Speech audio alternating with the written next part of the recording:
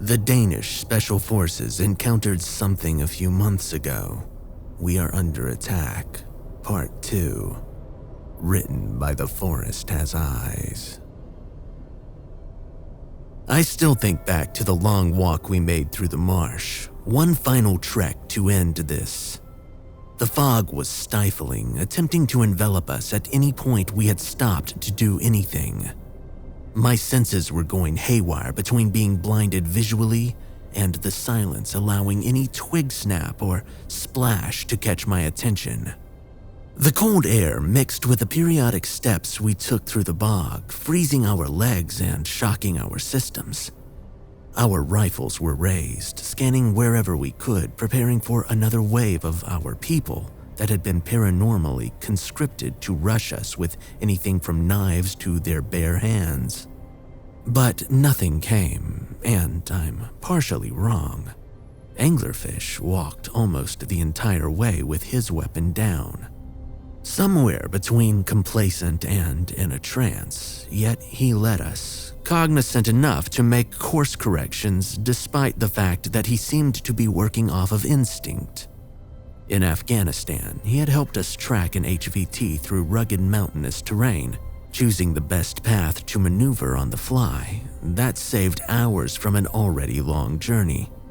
Despite the paranoia, he had been shoulder to shoulder with us, so I was going to trust him no matter what. It wasn't until we reached a dry patch in the marsh, leading to a slight incline, that he called us to a halt. Without looking, he pointed back at me and beckoned me to come forward. I walked over, attempting to make as little noise as possible. The dry terrain made it a pain, but I knelt beside Anglerfish, and that's when everything felt off. First is the fog was much clearer than it had been. Not fully clear, but we could see much farther than we could even at the church. Next was the noise. It was a low tone. It felt like a small rumble under the ear, and it wasn't fully there. Like, not a noise, but like something was messing with us. Enough to cause a small watering of my eyes, but not much else. I checked my watch, 1:35. The moon was at its highest, and even if not much light was getting through the fog, this was about as much ambient light as we were going to get. We would need every advantage we could scrape up for what came next. I remember the area ahead so vividly. The ground was at an incline, just slightly, for maybe 50 meters or so before a clearing. Then a single line of trees at what was unmistakably a slope or a cliff. The fog got more and more dispersed, only seeming to come back into its fullest a good ways away. I realized then that Anglerfish had led us exactly where we needed to go. The epicenter of this. The eye of the figurative storm. I patted my marksman on the shoulder, thanking him in a breathless whisper to minimize the amount of noise. He didn't respond. I thought it was just him keeping watch. I thought. I signaled for the rest of the team to collapse in. Codfish and Largemouth quickly formed up, all of us trying to keep quiet. I motioned to our Pelter headsets, a PTT mounted on my plate carrier connected to my Harris radio. Everyone had one. Radio check. How many? I asked. They nodded, Codfish chiming in. A bit fuzzy, but I read you. We got low to the ground, holding my rifle by its front swing swivel. I crawled forward, the rest of my team following close behind. The goal was to keep as low of a silhouette as possible. A good thing too, because as we drew near, my pelters crackled and I heard Largemouth say, I'm hearing voices to our 12 and 10. He was right. Voices could be heard, muttering, conversing. Whether they were human or not remained to be determined. However, we approached the slope all the same, arriving at the tree line like the four-eyed demons of NATO that we were. And what lay before us? well, it's clear to me now that monsters exist, not metaphorically, but literally. Real demons that have been around for longer than single-cell organisms have existed, some beyond our comprehension. That wears on my mind and deprives me of rest at night. That being said, some of humanity is not that far behind. Before us lay a large clearing, in the middle of a circular ditch or crater. Whether natural or artificial still isn't known to me. The forest floor stretched down the slopes and merged with a strange granite brick-like surface that dipped and sunk at random points, probably due to age and erosion. The center portion of it was covered in a small puddle, no deeper than a couple of centimeters. And in the middle of that laid a large, crude stone table. Lining the edge of the puddle and the surface of the table were runes of the elder Futhark. I knew them well. The last remnants of true paganism in the world that hadn't been burned away by inquisitions or crusades. They made up lines, shapes, phrases that I will never know what they said. And then others I didn't know of at the time, but after some research, I found out to be Wiccan iconography. Moons, stars, druid swirls, and eyes. Lots of eyes. Some were written in a white paint-like mixture, mostly the ones that lined the outside of the puddle. However, on the ones on the table, it was dried. No heat being given off, but from my long military career, I knew the sight of blood when I saw it. This is a ritual site. Codfish muttered over the comms. And then the people, those vile effing monsters. Some were more of the disappeared, lining the edge of the slopes, their numbers obviously having dwindled since their assault on the church. Others were... I can only describe them as cultist. Old-style garb, not found in the last, however far back you look. Dressed in grays, whites, and blacks. A sort of one-piece cloak, yet segmented into proper sleeves and pant legs. The worst part was that all of them wore masks. At least I hoped that they were masks. Deer heads, extremely realistic, almost as if they had been hollowed out and taxidermied. These adorned the heads of every single one of the cultists. There were at least a dozen. Some carried axes dried with red iron. Others knives, glaives. Right then and there, I was measuring our options. We had better firepower, but they had the numbers.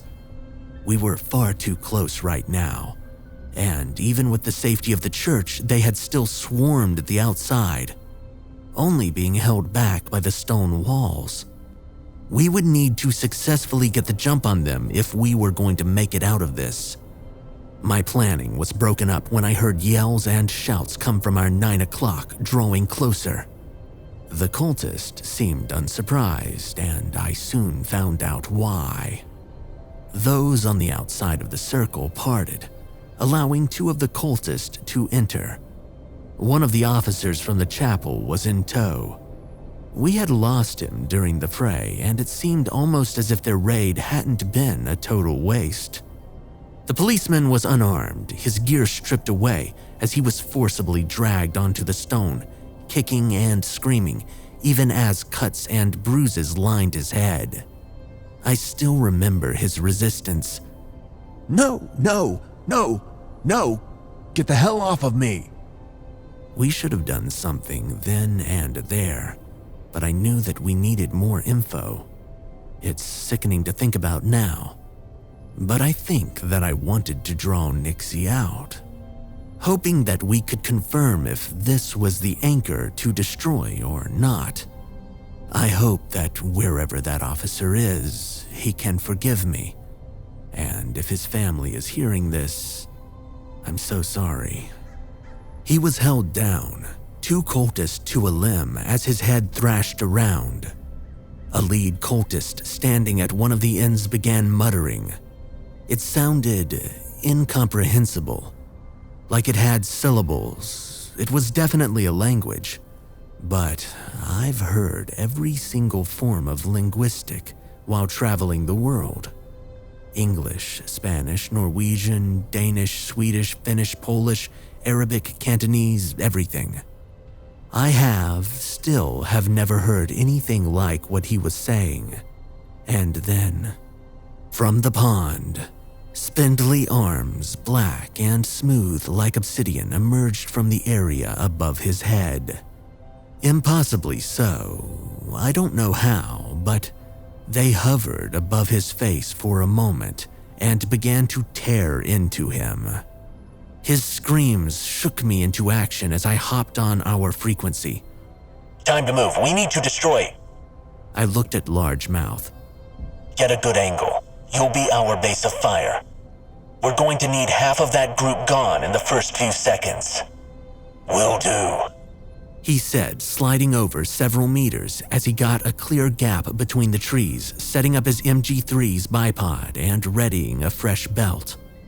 Codfish slid over, checking his vest, saying, Some thermite will burn right through there, but we'll need to place it manually. This wasn't going to be easy. Nothing we could do could be done before we took out the bulk of the enemy forces. I contemplated the steps carefully when anglerfish drew me from my thoughts. She's here. I flipped back onto my stomach and took a knee. God. A head rose from the pond, followed by the arms as they peeled away flesh and muscle. The officer still continued to scream, even as his body was being picked apart. The hair on her head was spindly, looking like a bundle of twigs and fur that had sat in the marsh for several thousands of years. Her face was almost entirely obscured, except for a set of eyes. Those eyes, they were bright gold, a glow that seemed unnatural. I don't know how to explain it. Almost as if light itself wasn't illuminating them, but some other force. It was consuming, deteriorating. I had to force my eyes shut. You got a shot? I asked Angler. No response. I looked back up as Nixie was fleeing back into the water, dragging the man back into her makeshift puddle portal as his screams became smothered by the water. Angler! I grumbled, trying my best to not yell despite everything in me wanting to. He finally answered. Yes. Take it. Sorry. Over the course of mere milliseconds, I contemplated what he meant. I got my answer when the snap of his suppressor echoed, firing a shot into my back. It's only by the grace of God that my backpack and soft armor held up, just barely. I found out later that the 7.62 NATO round punctured damn near the entire way through my plate. He was close, and it cracked several of my ribs near my spine on impact. The force of it sent me straight into the ground, my rifle caught between me and the dirt, my nose slamming into the rail of my rifle as my face got a taste of soil and blood. Then my lungs fought for their lives as I coughed, heaving heavy as I tried to catch my breath. I thought that I was dying. I felt like I was dying. I didn't know what was happening. My gloves dug into the ground, flipping me onto my back. Through my night vision, partially smeared with dirt, I saw anglerfish flip up his nods. God. His eyes, just like the ones at the church, just like those around the circle. They glowed, as milky white as can be, as he stared down at me emotionlessly. Largemouth cried out in rage. Grabbing his MG3, he tried to spin around and return fire at Angler, only for our former marksman to draw his pistol and double-tap my gunner in the chest. He was much further away, The caliber was smaller. He made out better than I had, but it still caught Largemouth by surprise. He slipped back against the tree, gun falling awkwardly on top of him. I remember another violent coughing fit, trying to get my bearings as Anglerfish must have noticed that I was still alive. He aimed his pistol at me. I stared down the barrel, prepared to meet my fate at the hands of one of my own team, now turned unwilling traitor. That was until a series of shots was fired off. One threaded the needle through the side of his headset, through his head, and out the other side in an explosion of gore and plastics. Another grazed the back of his neck below his helmet, and a third went through his neck. Anglerfish dropped lifeless, his handgun bouncing off the ground as the weight of his nods forced his head to roll towards me. I saw his face, the color bleeding out of it as the glow of his eyes faded and returned to normal. Codfish stepped forward, smoke exiting his suppressor as he scanned the area. Largemouth recovering as he fought to his feet. My comms man attempted to come to my aid. However, the nightmare scenario occurred as our enemies ascended the slope and attacked us. We were now caught off guard. I don't know if she planned it. That witch. That damned witch. A horde of disappeared raced towards Codfish, whose rifle quickly snapped to level and started to fire off shots. It was strange to see. Tight shot groups firing off, then dropping them left and right. A violent crowd control as he was forced to back up. Not long after, a burst of machine gun fire shook the forest as Largemouth staggered to his feet. They were too late to help me, however, as I found myself dragged down the hill.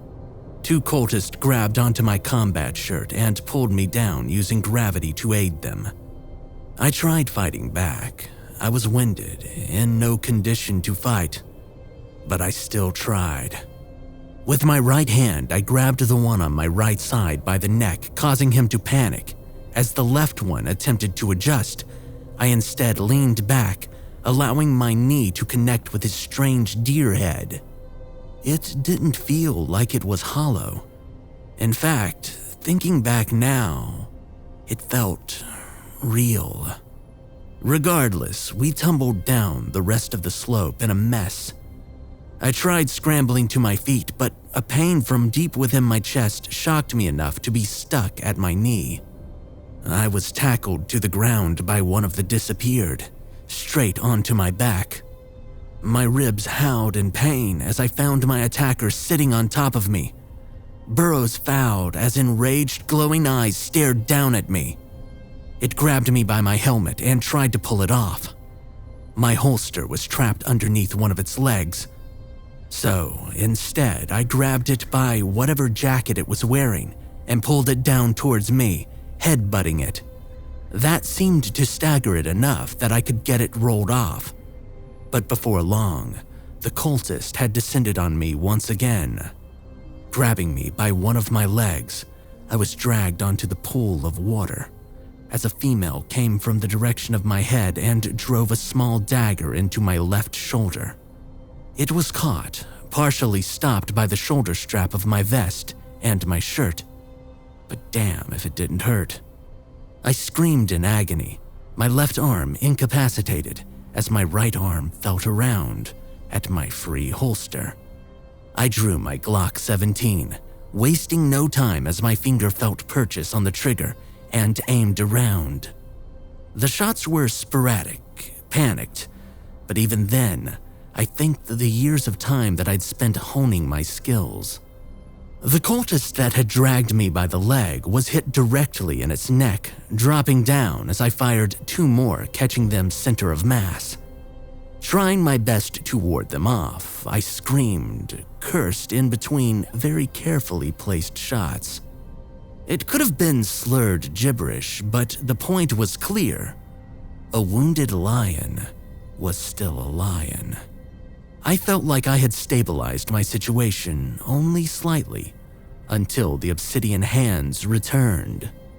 One shot up from my right side, grabbing my gun hand and squeezing it. It didn't hurt. In fact, I barely felt it. But all control of my weapon ceased as my weapon fell to the wet ground. The other arm shot straight for my throat, silencing my yells as I was pulled into a sitting position, forced to watch as I came face to face with Knock. I still didn't get a proper look. My eyes were stinging with both my sweat and blood. Dirt, now mud, smeared the lenses of my night vision goggles.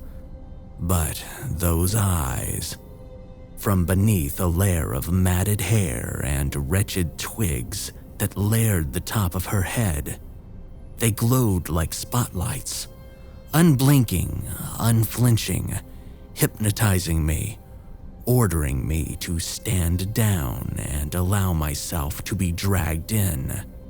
My blood slowed as I felt the cold, became uncomfortable. I forgot the pain. I forgot the adrenaline. I forgot who I was. That was until a boot kicked her head, sending her back into whatever hell she had crawled from with an audible splash. I regained all of my feeling as my hands shook, pain shooting through my shoulder as I gazed around. Largemouth staggered forward, positioning himself in front of me as he hip-fired his MG3. The belt laid at his side, almost emptied as he fired off, forcing the cultists back, cutting down more and more of the thralls. I felt a hand at my carry handle, causing me to flail my good arm, only to see that it was Codfish. He grabbed me by my plate carrier's carry handle, and he was dragging me out of the puddle and up onto the slope. I looked back at Largemouth, who pushed our enemies a considerable distance back. Then, his belt went dry. He saw this and then turned to join us, and then stopped. I wanted to yell. I wanted to rush to his aid, save my machine gunner, but I couldn't. A knife found itself buried deep in his stomach as he stopped, breath stolen as his mouth was agape. He looked down. A child, one of those that the former police chief had mentioned, stared back up at him with glowing eyes. It backed off. He staggered forward. Another child rounded the side of the table and buried a blade into his side, forcing him to drop to his knees. His MG3 hit the ground as his arms shook. He was fighting back the urge to enter into shock. He reached down and drew his pistol, the weapon shaking as he muttered under his breath when coming face to face with the children. Then they closed in. The cultist had reformed with what was left of their thralls, forming a circle as they descended upon him. Through a gap in the formation, we made eye contact. His breathing was shaky, uncertain, but he nodded to me. It wasn't a request. There was nothing that I could do to stop him. More of a, it was an honor. I nodded in return. He had been at my side for 2 continents and several dozen missions. He deserved all of the respect in that moment. The obsidian arms emerged from the pool, grasping his shoulders as Nixie's head returned. And knowing that he was right next to the ritual site's epicenter, he reached for the 2 M67 hand grenades mounted on his vest. We have to go," I sputtered to Codfish, grabbing onto him for support. He tried to protest. "No, we..."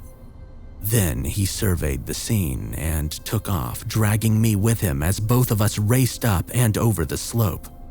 The last thing that I remember when I looked back was a largemouth staring defiantly into that damned beast's eyes as he let the spoonless grenades drop to the ground.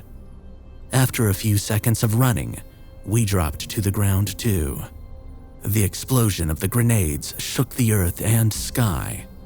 Shrapnel soared through the air, cutting through bark, leaves, branches, destroying anything in its path. A follow-up rumble, greater than anything we could have produced, rocked the ground beneath us as, for the first time, wind entered the area around us. Codfish placed his arm over me, hoping to possibly shield me as we remained there, unsure of what was next. Then, nothing. Silence was all we had as my eyes clenched shut, sure that we had failed and would be dragged off back to her. However, nothing. Then the sounds of the forest returned. In my haze of pain, I didn't notice at first. However, Codfish did, rising to his feet and gazing around. "We did it," he muttered, a gust of wind blowing leaves past me as he laughed exhaustedly, then quickly knelt beside me as he flipped me over. It was left side first, right on my bad arm. Damn that effing radio head. I jest. If it weren't for him, I wouldn't be here telling you this. He quickly checked out my wound, popping open the IFAK mounted onto my belt as he scanned around and shouted into his headset. "This is Element Romeo. Any station on net, radio check." After a few seconds of silence, we were graced by the best sound all night. "Element Romeo, this is Maine, requesting status." He didn't give them a chance to request anything. The last thing that I heard as I drifted off was him shouting into the headset. "Situation secured, possibly. Requesting channel for immediate 9 line. Precedence is urgent." "Roger, Element Romeo. Bird is on standby. Roll 2 is prepared." "Good, standby for." "Oh, stay with me, Kraken," he said as I blacked out. The kind of slumber that I experienced is strange. You feel the seconds, minutes, days roll by, but you don't at the same time. I thought that it was the afterlife, floating weightless in half-consciousness. However, I was wrong. I awoke a week later at a hospital in Copenhagen. The first person to greet me was my CO, who, although he looked exhausted, was relieved that I had returned to the land of the living. Codfish had given him a full sitrep, and although he was very scrutinizing of it, he knew that something was amiss when his report matched the findings of many of the villagers and the priest. They had no idea that 2 firefights had occurred, and they only came in with a full force when the explosions of the grenades were detected by an infantry unit at the perimeter. Largemouth and anglerfish have been listed as MIA, a fact that has burned me up inside to no end. However, the Royal Navy believed that it was easier than attempting to create a false scenario of some of the best operatives dying overseas. The site was gone, almost completely wiped off the earth, and the bodies of the disappeared and the cultist couldn't be found, despite Marines and Home Guard performing several searches of the entire grid square. My CO still doesn't believe that it was Nixie, but I know better. The revelation of this cult had him shaken as he left. We've dealt with all sorts of extremist cells and terrorism over 2 decades, but this was different. And if they could attempt something like this, well, what else were they capable of? 2 of my men were dead. Codfish has been moved to another team, and I don't even know if they'll ever let me lead an element again. I hope that it was worth it. I've been recovering ever since then, and now, even months later, those piercing yellow eyes still haunt me, asking me to return to that swamp. To her. It's taken every ounce of effort I've got, but I've staved it off for now. I don't know what comes next, but this isn't the end. We were under attack once and will probably be again soon. For whatever it's worth, stay safe, please.